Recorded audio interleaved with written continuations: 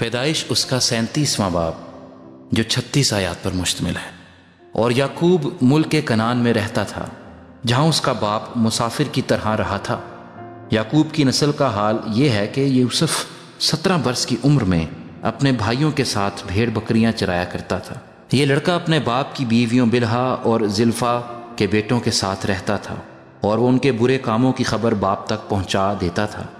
اور اسرائیل یوسف کو اپنے سب بیٹوں سے زیادہ پیار کرتا تھا کیونکہ وہ اس کے بڑھاپے کا بیٹا تھا، اور اس نے اسے ایک بکلمون قبا بھی بنوا دی۔ اور اس کے بھائیوں نے دیکھا کہ ان کا باپ اس کے سب بھائیوں سے زیادہ اسی کو پیار کرتا ہے، سو وہ اسے بغض رکھنے لگے اور ٹھیک طور سے بات بھی نہیں کرتے تھے۔ اور یوسف نے ایک خواب دیکھا جسے اس نے اپنے بھائیوں کو بتایا تو وہ اس سے اور بھی بغض رکھنے لگے، اور اس نے ان سے کہا، ذرا وہ خواب تو سنو جو میں نے دیکھا ہے۔ ہم کھیت میں پولے باندھتے تھے اور کیا دیکھتا ہوں کہ میرا پولا اٹھا اور سیدھا کھڑا ہو گیا، اور تمہارے پولوں نے میرے پولے کو چاروں طرف سے گھیر لیا اور اسے سجدہ کیا۔ تب اس کے بھائیوں نے اس سے کہا کہ کیا تو سچ مچ ہم پر سلطنت کرے گا یا ہم پر تیرا تسلط ہوگا؟ اور انہوں نے اس کے خوابوں اور اس کی باتوں کے سبب سے اس سے اور بھی زیادہ بغض رکھا۔ پھر اس نے دوسرا خواب دیکھا اور اپنے بھائیوں کو بتایا۔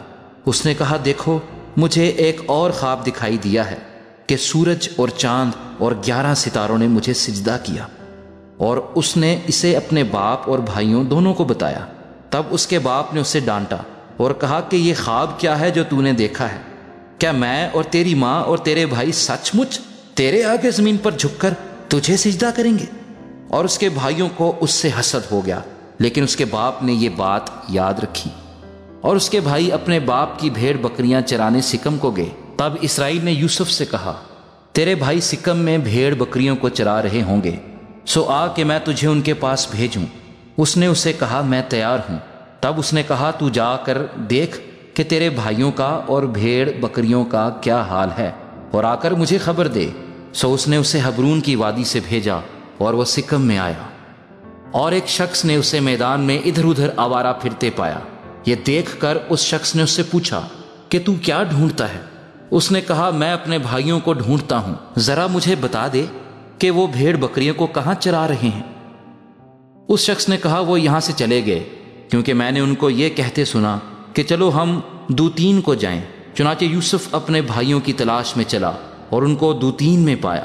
اور جوں ہی انہوں نے اسے دور سے دیکھا تو پیشتر اس سے کہ وہ نزدیک پہنچے اس کے قتل کا منصوبہ باندھا، اور آپس میں کہنے لگے، دیکھو خوابوں کا دیکھنے والا آ رہا ہے، آؤ اب ہم اسے مار ڈالیں اور کسی گڑھے میں ڈال دیں، اور یہ کہہ دیں گے کہ کوئی برا درندہ اسے کھا گیا، پھر دیکھیں گے کہ اس کے خوابوں کا انجام کیا ہوتا ہے۔ تب روبن نے یہ سن کر اسے ان کے ہاتھوں سے بچایا اور کہا، ہم اس کی جان نہ لیں۔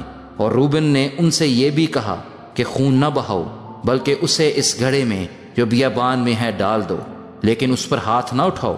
وہ چاہتا تھا کہ اسے ان کے ہاتھ سے بچا کر اس کے باپ کے پاس سلامت پہنچا دے۔ اور یوں ہوا کہ جب یوسف اپنے بھائیوں کے پاس پہنچا تو انہوں نے اس کی بکلمون قبا کو جو وہ پہنے تھا اتار لیا اور اسے اٹھا کر گڑھے میں ڈال دیا۔ وہ گڑھا سوکھا تھا، اس میں ذرا بھی پانی نہ تھا۔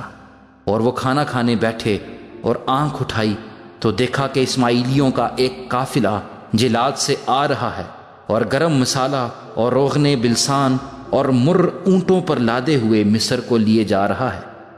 تب یہودا نے اپنے بھائیوں سے کہا کہ اگر ہم اپنے بھائی کو مار ڈالیں اور اس کا خون چھپائیں تو کیا نفع ہوگا؟ آؤ اسے اسماعیلیوں کے ہاتھ بیچ ڈالیں کہ ہمارا ہاتھ اس پر نہ اٹھے، کیونکہ وہ ہمارا بھائی اور ہمارا خون ہے۔ اس کے بھائیوں نے اس کی بات مان لی۔ پھر وہ مدیانی سوداگر ادھر سے گزرے۔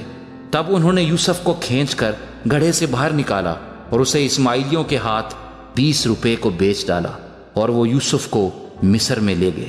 جب روبن گڑھے پر لوٹ آیا اور دیکھا کہ یوسف اس میں نہیں ہے تو اپنا پیرہن چاک کیا اور اپنے بھائیوں کے پاس الٹا پھرا اور کہنے لگا کہ لڑکا تو وہاں نہیں ہے، اب میں کہاں جاؤں؟ پھر انہوں نے یوسف کی قبا لے کر اور ایک بکرا ذبح کر کے اسے اس کے خون میں تر کیا، اور انہوں نے اس بوکلمون قبا کو بھجوا دیا۔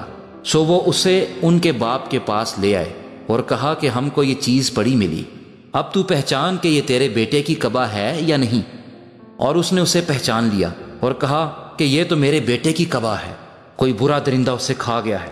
یوسف بے شک پھاڑا گیا۔ تب یعقوب نے اپنا پیرہن چاک کیا اور ٹاٹ اپنی کمر سے لپیٹا اور بہت دنوں تک اپنے بیٹے کے لیے ماتم کرتا رہا، اور اس کے سب بیٹے بیٹیاں اسے تسلی دینے جاتے تھے پر اسے تسلی نہ ہوتی تھی۔ وہ یہی کہتا رہا کہ میں تو ماتم ہی کرتا ہوا قبر میں اپنے بیٹے سے جا ملوں گا۔ سو اس کا باپ اس کے لیے روتا رہا، اور میدیانیوں نے اسے مصر میں فوتیفار کے ہاتھ، جو فرعون کا ایک حاکم اور جلوداروں کا سردار تھا، بیچا۔